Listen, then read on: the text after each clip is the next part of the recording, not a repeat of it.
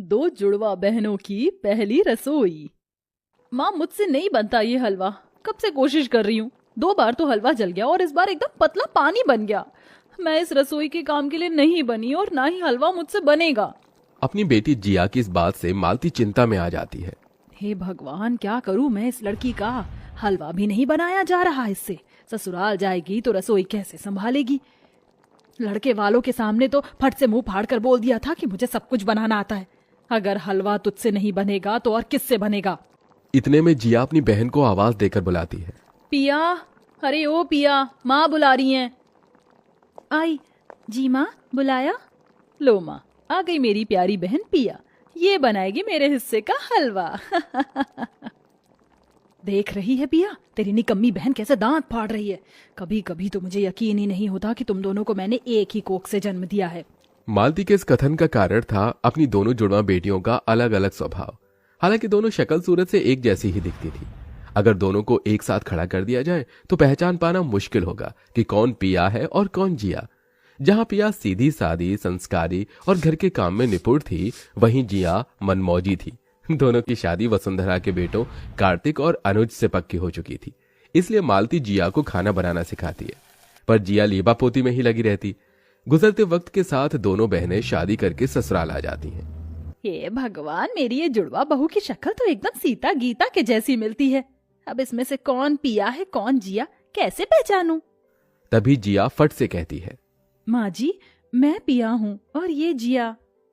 अच्छा, चलो दोनों बहनें जल्दी से इस कलश को गिराकर अंदर आ जाओ। दोनों बहनें गृह प्रवेश करके ससुराल में कदम रखती हैं, जहां उन दोनों के एक से चेहरे देखकर रिश्तेदार भी अचक्के रह गए।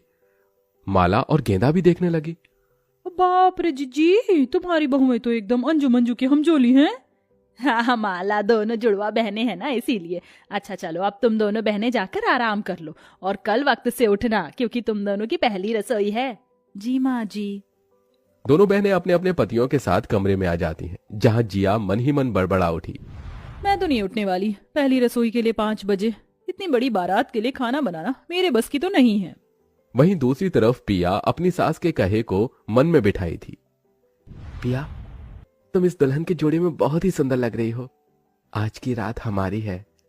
पिया ने बड़े बोझ भरे मन के साथ कार्तिक की ओर देखकर कहा। कार्तिक जी, कल ससुराल में मेरा पहला दिन है। पहली रसोई के लिए जल्दी उठना है। मैं सो जाऊं प्लीज?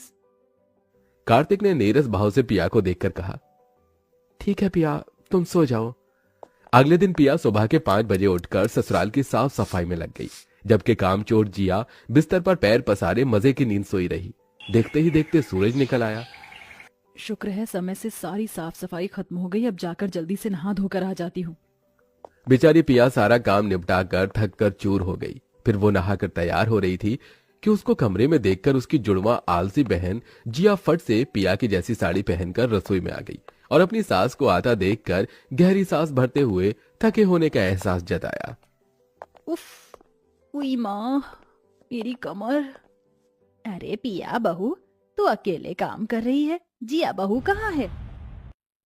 जी वो माँ जी, जिया को जरा देर से उठने की आदत है, मैं उठा देती हूँ जाकर। जिया ने चालाकी दिखाकर अपनी सास की नजर में खुद को कामकाजी साबित किया। इधर सास गुस्से में पिया के कमरे में आ धमकी, जहां पिया को सजता धजता देखकर वो पिनकते हुए बोली, तू यहाँ लीपा पोती में लगी हुई और वहाँ बेचारी पिया बहू रसोई में अपनी कमर तोड़कर काम कर रही है। अरे ये सजना सवरना भागा थोड़ी जा रहा है। थोड़ी साफ सफाई करवा देती अपनी बहन के साथ तो तेरे के हाथ घिस जाते। इतना भला बुरा सुनकर बेचारी पिया की आंखें भर आईं। जिया की बच्ची, मुझे लगा नहीं था कि तू ऐसा करेगी। ऐसी बहन होने से भला तो दुश्मन होता है। कमर तोड़कर काम मैंने किया और क्रेडिट ये ले गई। फिर थोड़ी ही देर में दोनों बहनों की पहली रसोई की रस्म शुरू हो गई, जहां वसुंधरा एक बार फिर पिया को जिया समझकर धमकाते हुए बोली, देख जिया बहू, तेरी एक भूल मैंने नजरअंदाज कर दी, मगर इस बार कोई काम चोरी नहीं चलेगी।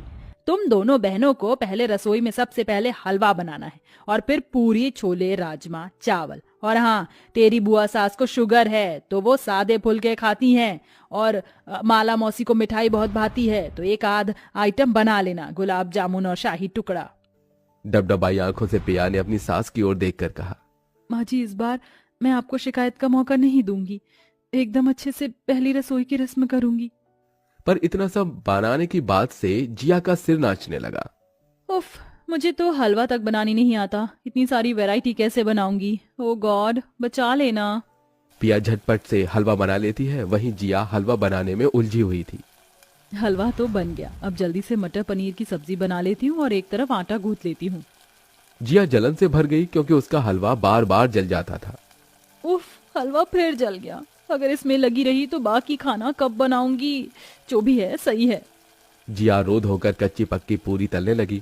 इधर मेज पर पूरा ससुराल बेसब्री से दोनों बहनों की पहली रसोई की बाट जो रहा था। ओहो, रसोई से खाने की कितनी अच्छी खुशबू आ रही है। अब तो पेट में कबरी हो रही है खाने की। वही तो जिज्जी, जल्दी करो ना। बहू रानियों, जल्दी से खाना ले आओ भाई। ये सुनते ही डर के मारे जिया दांतों तले उंगली दबा लेती है। अब क्या करूं, मैंने तो इतनी देर में बस ये जला हलवा और ये 4 पूरी ही तली हैं। तभी जिया अपनी बहन जैसी साड़ी पहने होने का फायदा उठाने के लिए दिमाग दौड़ाती है और बहाने से पिया को भेज देती है। पिया देख, मैं तुझे बताना भूल गई, जीजा जी कब से तुझे बुला रहे थे। अच्छा, मैं देख कर आती हूँ। इतने में जिया फट से पिया का बनाया सारा खाना परोस देती है। ये लीजिए बुआ जी, मौसी जी, गर्मा गर्म पूरी सब्जी हलवा सब रेडी है। सब हबड़ हबड़ खाने लगे। ओए होए होए, क्या बढ़िया स्वाद है। खाने में एकदम नरम नरम पूरी और हलवा तो अमृत से भी मीठा। हाँ, मगर इसकी दूजी बहन कहाँ है। आती होगी माला, ठहर मैं बुलाती हूँ। अजिया बहू, जल्दी खाना लेके आ। इतने में जला हुआ खाना लिए पिया आ गई। तभी सबने जला खाना देखकर उस पर खूब गुस्सा किया। ये कैसी भट्टी में से पूरी पका कर लाई है, एकदम जली हुई है। और इसी को अपनी बहन से कुछ बेलूड़ी कहीं की। इतने ताने बाने सुनकर भी पिया ने पलटकर कोई जवाब नहीं दिया, मगर उसका मन चीख चीख कर रो पड़ा। जिया ने मेरे साथ छल कपट किया है, सिर्फ सासू माँ से बड़ाई सुनने के लिए। सभी ने जिया को पहली रसोई में रुपए पैसे गहने बहुत कुछ दिया। ये लो पिया बहू, तुम में हर गुण भरा है, तुम ही इस 9 लखा हार के काबिल हो। धन्यवाद माँ जी।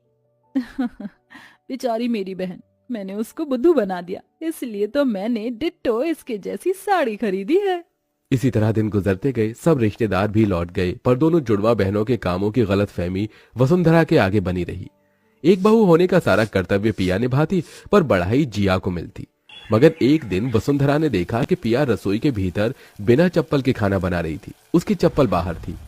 ये जिया बहू रसोई का इतना आदर कब से करने लगी। कहीं मुझसे ही दोनों बहनों को पहचानने में भूल तो नहीं हो गई। इस बात को साफ करने के लिए वसुंधरा ने जिया को पिया कहकर पुकारा। पिया बहू, जरा रसोई में तो आना। उफ, सासू माँ को भी ना चैन नहीं है। आई माँ जी। जिया बेधड़क सैंडल पहने रसोई में घुस आई। जी माँ जी, बुलाया। हाँ, वो मुझे ना तेरे हाथों की गर्मा गर्म पूरी खाने का बड़ा मन है, वो जो तूने पहली रसोई में बनाई थी।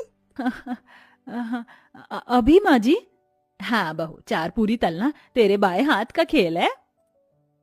क्यों नहीं माँ जी, वैसे भी मेरा हाथ एकदम नपा तुला हाथ है। जिया बहू, तू जा बाजार से जरा सब्जी ले आ। वसुंधरा ने पिया को भेज दिया। जिया का चेहरा पीला पड़ गया। उफ, आज तो बुरी फंस गई जिया। जिया ने पिया की तरह नरम नरम पूरी तलने की कोशिश तो खूब की, मगर जली पूरी देखकर सास ने कहा, रहने दे जिया बहू, ये पूरी तुझसे नहीं बनेगी। तूने पिया के नाम का सहारा लिया और मैं हमेशा उस बेचारी को खरी खोटी सुनाती रही, जबकि सर्वगुण संपन्न है वो और कामचोर है तू। सासू माँ, मुझे माफ कर दीजिए, मैं बस खुद को अच्छा साबित करना चाहती थी। मुझे बस एक मौका दे दीजिए। इतने में पिया आ जाती है। माँ जी, जिया को माफ कर दीजिए, मैं इसे खाना बनाना सिखा दूंगी। इतने के बाद भी पिया के मन में प्यार देखकर जिया ने माफी मांगी और पूरी लगन से खाना बनाना सीख लिया और दोनों जुड़वा बहनें खुशी खुशी रहने लगी।